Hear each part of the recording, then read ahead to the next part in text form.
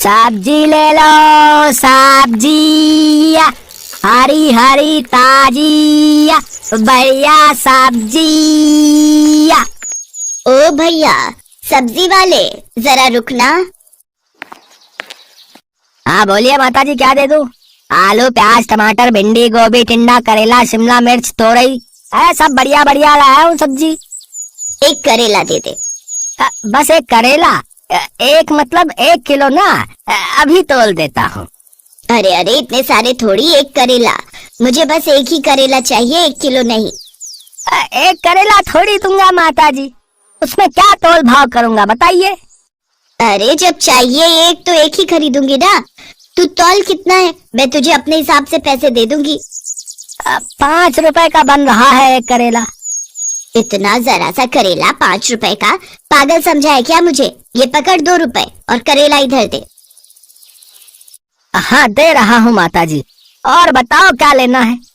बस और क्या लेना है, एक करेला काफी है। आज इसकी सब्जी बन जाएगी, कल दोबारा आएगा तो फिर कोई सब्जी ले लूंगी। कैसी कंजूस है ये माताजी है? एक टिंडा एक टमाटर एक प्याज और आज एक करेला।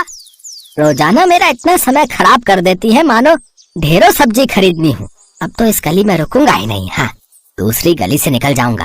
राम जाने इनके घर वाले इनके साथ कैसे रहते होंगे। ये है संतोष। संतोष अपने पति और बेटा बहू के साथ इस मोहल्ले में कई सालों से रह रही हैं। संतोष के कंजूस स्वभाव को मोहल्ले में सब जानते हैं, इसलिए सब संतोष से दूर रहते हैं। संतोष कंजूस होने के साथ साथ बहुत ही चालाक भी है। अपने पैसे बचाने के लिए वो कोई ना कोई नया तरीका ढूंढती रहती है। बहू, इस करेले के 6 टुकड़े आराम से हो जाएंगे, हम सबको पूरे होंगे। एक प्याज डालकर इसकी सब्जी बना लेना, रात में कोई इतना नहीं खाता। एक करेले की सब्जी पूरी हो जाएगी। बस जहाँ देखो वहाँ कंजूसी करके अपने पैसे बचाती रहती हैं। भला एक करेले की सब्जी पूरी होगी, सूंघ सूंघ कर खाना पड़ता है सब कुछ। मन ही मन क्या बुदबुदा रही है? अब कुछ नहीं माँ जी, वो चीनी का डिब्बा खाली हो गया है, चीनी लौटनी थी। क्या चीनी खत्म भी कर दी? कितनी चीनी लगा देती हो बहू। जाओ भंडार घर से डिब्बा उठा कर ला, मैं खुद दूंगी, अपने आप मत लेना। शालू चीनी का डिब्बा ले आती है। ये हुए 5 चम्मच, 8 9 और ये हुए 10। ये लो बहू, पूरे 10 चम्मच चीनी है। ये चीनी 2 महीने चलनी चाहिए। चाय में गिनकर सिर्फ 5 दाने चीनी के डाला करो, ज्यादा मीठी चाय सेहत के लिए अच्छी नहीं होती। माँ जी 10 चम्मच, वो भी छोटे वाले, ये 2 महीने चल जाएंगे। ये तो कुछ भी नहीं है। ये चीनी तो 15 दिन क्या 1 हफ्ता भी नहीं चलेगी माँ जी। जितनी दी है उतनी ही लो, इससे ज्यादा नहीं मिलेगी। घर चलाना किसे कहते हैं, मेरे से सीखो। संतोष और शालू अभी बात कर ही रहे थे कि तभी दरवाजे पर बिजली के बिल वाला आ जाता है। माताजी बिजली का बिल ले लो। हैं? इतनी जल्दी बिजली का बिल आ भी गया? अभी तो आया था, लाओ भैया दो। संतोष बिजली का बिल देखते ही घबरा जाती है। 8,000 रुपए? इतना बिल? ये सब गर्मियों की वजह से हुआ है। गर्मियों में और चलाओ, पूरी रात एसी, दिन में भी एसी एसी। अब पंखा चला रखा है, इसे बंद करो। आज मौसम अच्छा है, मैं ऐसे ही बैठूंगी। क्या हुआ संतोष, इतनी गुस्से में क्यों हो? ये लो बहू, दशहरी आम आ गए हैं, रास्ते से लेता हुआ आया हूँ। ठंडे पानी में भिगो दो, रात को सब मिलकर खाएंगे। अरे क्यों इतना खर्चा करते हो? अभी दशहरी आम 80 रुपए किलो है। जब 20 रुपए किलो हो जाए तब सोचना लाने के बारे में।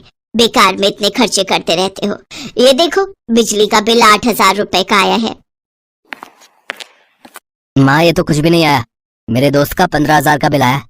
दिन रात एसी चलाते हैं वो लोग, हम लोग तो फिर भी कितनी बचत करते हैं। माँ जी तो दिन में भी पंखा नहीं चलाने देती हैं, बोलती हैं ठंडा मौसम में बंद कर दे। तो इसमें गलत क्या है? हैं? बचत करती हूँ।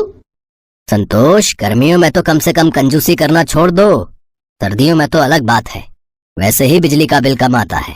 कितनी गर्मी पड़ रही है, मई का मौसम लग गया है। ये 3-4 महीने ही होते हैं जो गर्मी ज्यादा होती है, फिर आगे कौन सा इतना बिल आना है। तुम भी फालतू की चिंता करती हो। बहू पंखा खोल दो, गर्मी हो रही है। अरे बाहर कितनी ठंडी हवा चल रही है, बारिश आने वाली है, मौसम अच्छा है। जब प्राकृतिक पंखा चल रहा है तो ये बिजली के पंखे चलाने की क्या जरूरत है? तुम लोग नहीं सुधरोगे, मुझे ही कुछ करना पड़ेगा। पता नहीं संतोष के दिमाग में क्या चल रहा था। एक दिन संतोष टीवी में एक नाटक देख रही थी जिसमें उसने देखा एक औरत ने मीटर की सेटिंग करवाई थी जिससे उसका बिजली का बिल बिल्कुल भी नहीं आया, और वहीं से संतोष का दिमाग घूमने लगा। उसने एक बिजली की दुकान पर काम करने वाले एक लड़के को अपने साथ मिला लिया और उसे रिश्वत देने लगी। देखो भैया, मैं तुम्हें अभी के अभी 200 रुपए दूंगी, इस बिजली के मीटर में सेटिंग कर दो ताकि बिजली का बिल कम से कम आए, और ऐसी सेटिंग करना कि बिजली विभाग वालों को पता न चले। पता जी, चिंता मत करो, हमारा तो रोज का काम है। मैं मीटर में ऐसी सेटिंग कर जाऊंगा ना कि बिजली विभाग वाले ढूंढ ही नहीं पाएंगे। पर 100 रुपए और बढ़ा दो माता जी, बड़े कम दे रही हो 200 रुपए। एक काम कर, तू जा, मैं किसी और बिजली वाले को बुला लूंगी। 200 से 1 रुपया ऊपर नहीं दूंगी, करना है तो कर, नहीं तो और भी बिजली वाले हैं मेरी नजर में। अरे अरे माता जी, आप तो गुस्सा हो गए। कर रहा हूँ ना, कर रहा हूँ। ये लो, बस हो गया आपका काम। ये लो, कर दी मैंने सेटिंग, अब आपका बिजली का बिल कम से कम आएगा। संतोष खुश हो जाती है कि जितना मर्जी पंखे, कूलर, एसी चलाओ, बिल आएगा ही नहीं। माँ जी, बिजली चोरी करना अपराध है, अगर किसी को पता चल गया तो मैंने सुना है बहुत जुर्माना लगता है। तू अपने काम से काम रख, और खबरदार अगर तूने अपने ससुर जी और विनोद को ये बात बताई, वो कल ही सेटिंग हटवा देंगे। संतोष उस दिन के बाद घर में पंखे, कूलर, एसी, लाइट सब कुछ चला कर रखती थी। ये देखकर सब हैरान थे। शालू तो सच्चाई जानती थी पर संतोष ने उसे साफ मना किया हुआ था। एक दिन पड़ोसन शांति संतोष की सारी बातें सुन लेती है। बस इतना सा बिजली का बिल, मुश्किल से 1500 रुपए का बिल आया है, ये तो मजे ही आ गए। इस बार कितनी बचत कर ली मैंने बिजली चोरी करके। देखा बहू, मैंने कितना दिमाग लगाया मीटर में सेटिंग करवा कर, बिजली का बिल कितना कम कर दिया। धीरे बोलती हूँ, दीवारों के भी कान होते हैं। अच्छा, तो ये संतोष बिजली की चोरी कर रही है, उड़ा लो मजे। कल ही जाती हूँ बिजली विभाग में संतोष के खिलाफ बिजली चोरी की रिपोर्ट करने। शांति संतोष से जलती थी। दोनों की शादी एक साथ हुई, एक साथ बच्चे बड़े हुए, पर संतोष की बहू दहेज अच्छा लाई थी और शांति की बहू दहेज नहीं लाई थी। एक दिन संतोष ने यही ताना शांति को मार दिया था, जिस कारण शांति संतोष से गुस्से में रहती थी।